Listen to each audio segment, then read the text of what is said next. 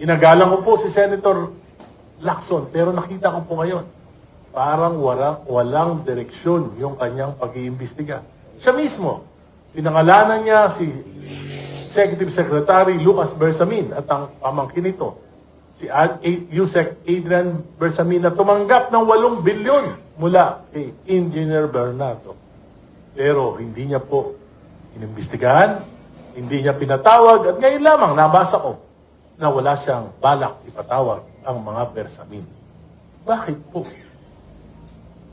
Bakit pagka mga kontraktor pinapakulong?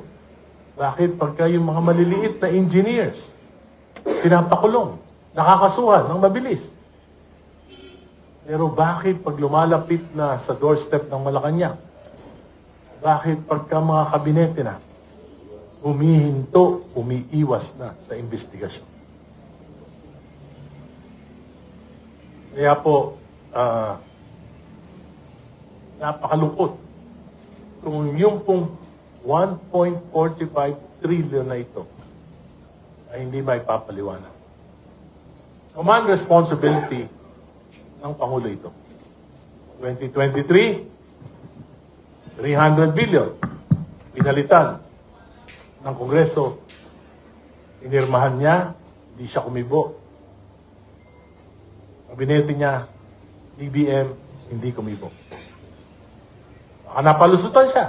Pero 2024, 500 billion. Pinalitan, sinalaula, hindi siya kumibo. Kabinete niya, DBM, hindi kumibo. 2025, 473 billion. Sinalaula ng Kongreso, ng 19th Congress. Hindi siya kumibo. Inirmahan niya pa rin.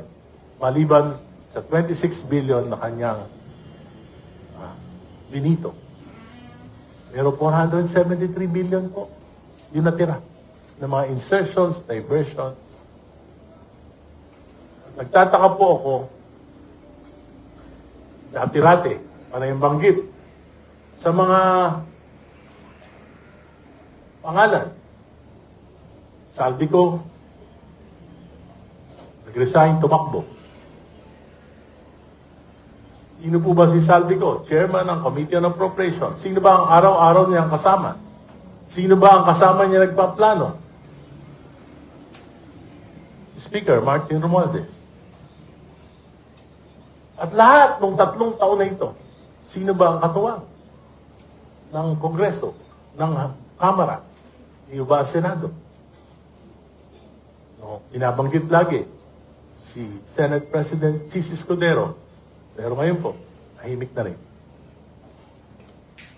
So ano ibig sabihin nito? Gusto siguro makalimutan ng bayan ang pinakamalaking kasaysayan ng pagnanakaw sa kaban ng bayan. Kung tatahimik tayo, kung makakalimutan ito, siguro after 2 years, nanakawan tayo ulit. Congressman, may nagsalita na, si Bersaga, no? Si Bersaga, si Miao Miao, at saka si Leviste, no? Eh kayo po ay, I think Leviste trusted you, no? He showed you the Cabral papers.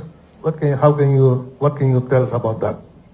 Well, alam niyo po, yung Cabral files na sinasabi, that's a public document.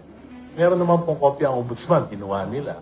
So, alam niyo po, yung simple lang yan. Napaka-simple. Kung gusto imbestigahan ng gobyerno, 2023, 2024, 2025 national budget, ikumpara lang nila yung National Expenditure Program na sinabmit ng DBM sa Kamara.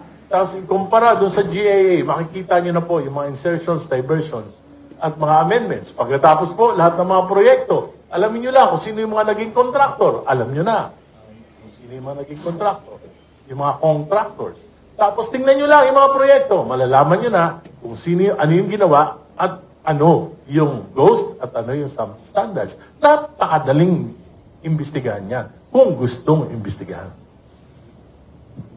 Ano balita niyo sa investments? May ba pumapasok ng investments lately? Alam mo po, nung panahon ni Pinoy, nung umalis po siya, yun po yung pinakamalaking foreign investments. $7 billion. yung inflow ng investments.